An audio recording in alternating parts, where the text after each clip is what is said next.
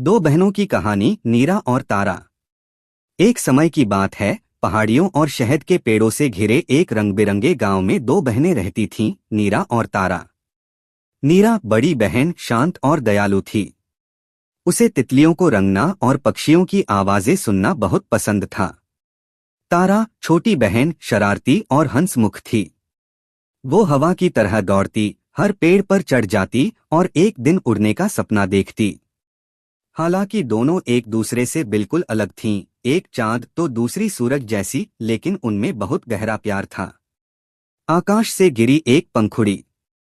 एक चमचमाती रात, आसमान से एक चांदी की पंखुड़ी नीचे गिरी और दोनों बहनों के बीच आकर टपक गई। वो चमक रही थी और हल्की सी मधुर धुन बजा रही थी।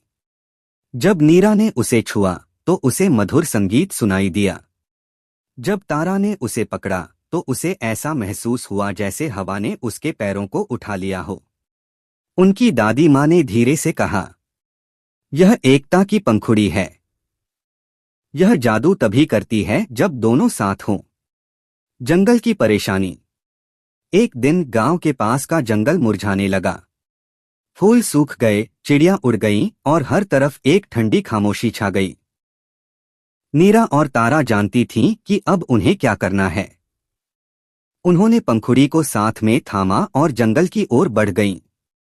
जब तारा अकेले दौड़ पड़ी, पंखुड़ी की चमक फीकी पड़ गई। जब नीरा ने अकेले सब कुछ करने की कोशिश की, रास्ता बंद हो गया।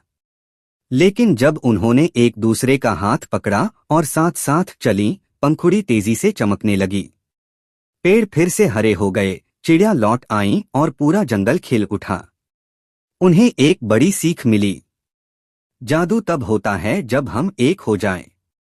एक नई सुबह, गांव में खुशियां लौट आईं। लोग नाचे मुस्कुराए। चांदी की पंखुड़ी धीरे धीरे आसमान में उड़ गई, अपने पीछे एक चमकदार आभा छोड़ते हुए। नीरा ने गांव की दीवार पर पूरी कहानी चित्रों में उतार दी।